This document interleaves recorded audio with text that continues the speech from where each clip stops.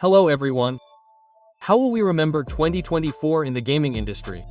Yes, it may not have been the most outstanding year for games, for any, big releases. Especially since we already have 2025 to look forward to.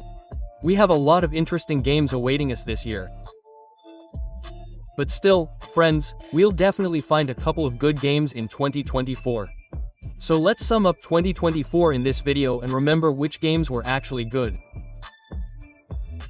Okay, I won't drag it out, and enjoy everyone. Let's get started. The game is called Dragon's Dogma 2. In my opinion, this game is one of the best single-player projects of 2024. The game gives a lot of emotions. It has that very spirit of adventure that is missing from modern new games. Almost all the negativity about the game is largely just made up by God knows who and then picked up by others out of a herd instinct. But, as a rule, those who speak negatively haven't even played 10% of the game, or haven't played it at all. And I'll answer right away, friends. I completed the entire game without a single donation for teleports, but we'll get to that later. The game gives you that feeling when you're on a quest, but get distracted by, oh, there's a cave, I need to check it out. Then, oh, there's a hidden passage, I need to see what's there, and so on. In the end, you completely forget about the main quest. The game offers many hours of interesting and engaging gameplay simply by exploring the world. And I'm not even mentioning the combat, which is unique and very cool, or the classes, which are so different from each other that it's quite difficult to choose which one you want to play because you want to play them all at once. I probably had the most similar experience in Elden Ring, or you could pull something from Rimliv's The Witcher. While that wouldn't be entirely accurate, I had similar feelings while playing it. That's what I'm getting at regarding the complaints about the plot. There is a plot, and it's not just about killing a dragon, saving the world, and that's it. No, the plot is more expansive. Basically, I can't explain it in more detail without spoilers, but as strange as it may sound, the plot in this game is probably not the main reason many people love it. The side quests in the game are quite good, sometimes with an interesting plot, and, as a rule, not always, but often have 2 or 3 outcomes, sometimes more. And this variability doesn't come from the final dialogue choice, say, spare someone or kill someone, but from the player's actions during the quest itself. Players complain about the insufficient number of teleport stones. Well, I may partially agree with this, but I think that's precisely the developer's intention. If the player had to fly between quest checkpoints via teleporters, they would have missed out on a good half of the game. A game about adventure, not quest spires. Overall, friends, the game isn't without its flaws, that's true, but it's a game made in the same old mold. A game about adventures in a fantasy world. Unfortunately, games like this are rarely made anymore, so I recommend at least giving it a try. It's a game called Indiana Johnson: The Great Circle. I played it on Steam for 7 hours, reaching the desert section. And friends, I simply couldn't help but support the developers by buying this game, even though the price is a bit high for me. But what other games should you support if not games like this? The game is truly made with great love and is entirely in keeping with the Indiana Jones canon. The style is consistent throughout, from the production design and animation to the music. It's an excellent meditative adventure exploring beautiful locations, searching for secrets, puzzles, and hidden passages.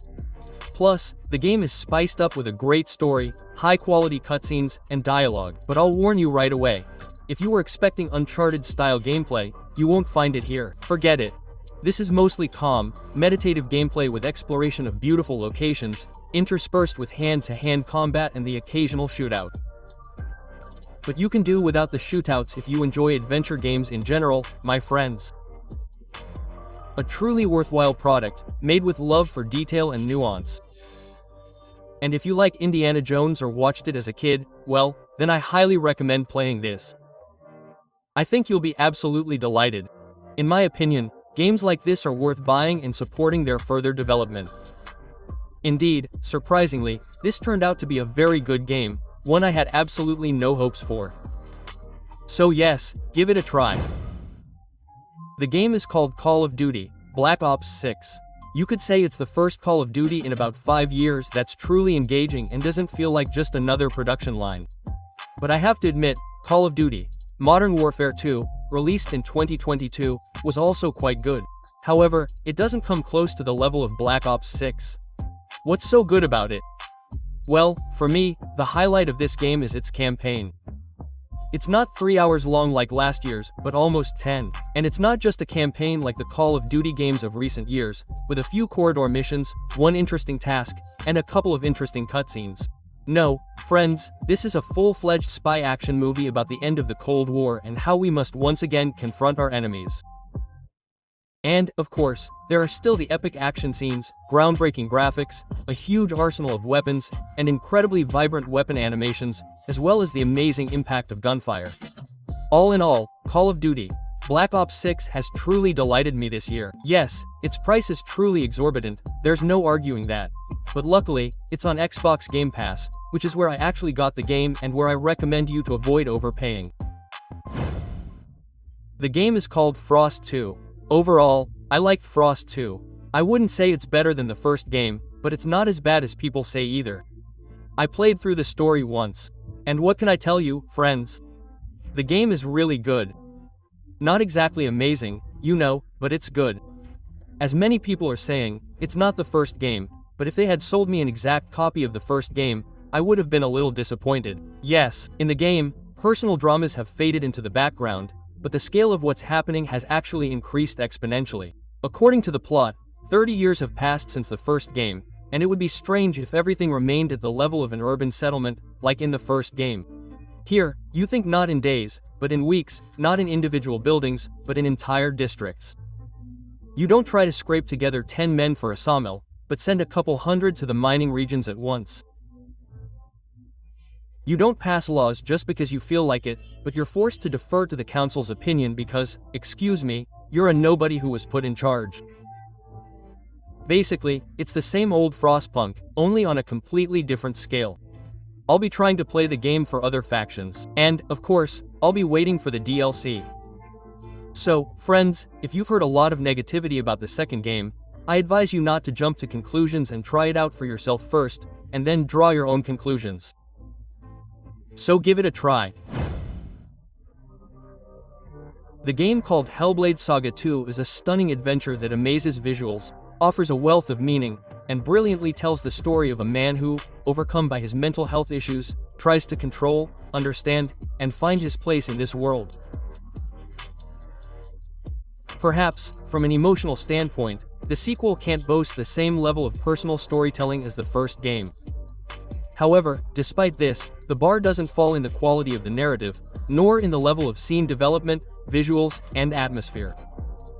This is still a dark, frightening, and deeply moving Scandinavian fairy tale, where, under the guise of fighting mythical creatures, the authors attempt to show all the dark sides of the barbaric era in human history. Visually, the game is simply stunning in its detail, and the level of art direction is so off the charts that you want to screenshot, capture, and examine every frame from every angle. At times, I turned on photo mode simply to rotate the camera and better examine scenes during dynamic gameplay moments. I definitely recommend Blade Saga 2, but I don't recommend it to everyone, only to those who value the atmosphere of solitude, with their surroundings, with their inner world. The hero, with all his haunting voices, psychosis, tears, rage, and inner pain. Overall, if you're a fan of art house cinema bordering on psychedelia and stunning visuals, you should definitely give this game a try. The game's impact is also heavily dependent on sound. To fully enjoy this game, you need good headphones or high-quality speakers. This is crucial, believe me, friends. The game is called Silent Hill 2 Remake. As a fan of the original, I was both excited and wary when I heard about a Silent Hill 2 remake. Blumber Art Team has created something special. And frankly, they've largely succeeded. The graphics are definitely a huge upgrade. Silent Hill 2 now looks stunning. The fog, the streets, the interiors, everything is filled with detail and atmosphere. Visually, it's incredibly beautiful, but in places I felt like the dirty, moldy style of the original was a little lost, but overall, the original sense of dread and discomfort remained. The music and sound, well, there are simply no words here. I was glad that Yako Yamaka returned to create new tracks and rework old ones. It's like a breath of nostalgia, but at the same time a fresh take on familiar compositions. The sounds of footsteps, creaking doors, rustlings in the fog. Every detail still terrifies you to the core. The gameplay, but here, to be honest, I was a little disappointed. Despite the improvements in combat controls, I still feel like the combat doesn't quite measure up to modern standards. Yes, it's a good old survival horror where every bullet counts, but at times the combat can feel, well, a little dull. However, the puzzles and exploration are still top-notch. This is what I always loved about the original Silent Hill 2. And thank you so much for not touching the original story of the game. James, Paula, Laura. Their stories and characters are still as interesting as before. Of course, there are small changes that may not be to everyone's liking, but overall they enhance the atmosphere without killing the spirit of the original. In conclusion, I want to say that for me, as a fan of Silent Hill 2, this remake turned out to be, more successful than not. Yes, there are some indisputable moments, but it conveys the same feelings as the original, only in an updated shell. If you love atmospheric horror and want to return to Silent Hill 2, it's definitely worth it, friends. A game called Black Miss Wong. For me, this is exactly what a game for the people should be.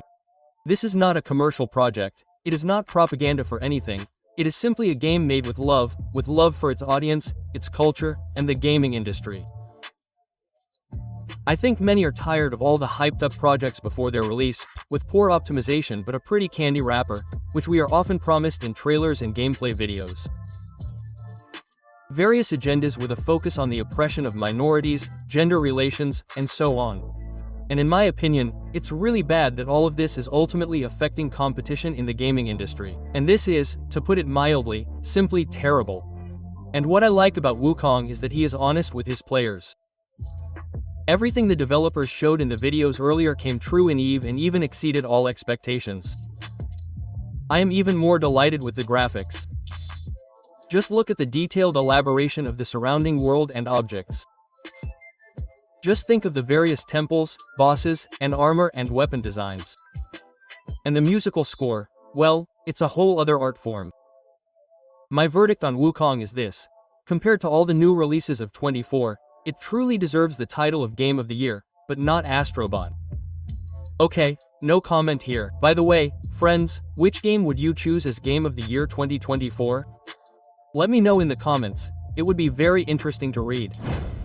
Friends, I recently wondered why Steam hasn't yet offered a monthly subscription, like, say, Xbox Game Pass. Just pay for a month's subscription and try out all the available games on Steam. Well, it turns out such a service already exists, and it's called Steam Pass. It offers a huge selection of games, constantly updated with new releases. The subscription includes more than 1,000 well-known games, including new releases. Basically, as I said earlier, it's a complete analog of Xbox Game Pass, only for Steam. Play-only licensed games, and new releases appear on the day of release. And most importantly, it's incredibly reliable and secure. No torrent viruses. And for me, that's the biggest advantage. I can try the game without worrying about not liking it and having to return my money. And that's not the easiest process these days, friends. Now I can definitely decide whether I want this game in my collection or not. Another huge advantage of Steam Pass is that there are no regional restrictions at all. Play games that aren't even available in Russia with confidence. So, friends, who wants to get access to the entire Steam library at the lowest possible price? I've left a link to Steam Pass in the description below this video. The game is called Helldivers 2. Helldivers 2 has become one of my favorite co-op shooters, giving me a ton of positive emotions. It's a perfect example, by the way, of how even the simplest game formula can create captivating gameplay that's incredibly hard to put down. Helldivers 2 isn't just a co-op shooter from a relatively small development studio. It's a truly powerful project, developed with passion and care. The game draws on everything from cinema and various universes. For example, Starship Troopers is a war with bugs, Terminator is a war with machines, and Stormtroopers and Mandalorians are from Star Wars.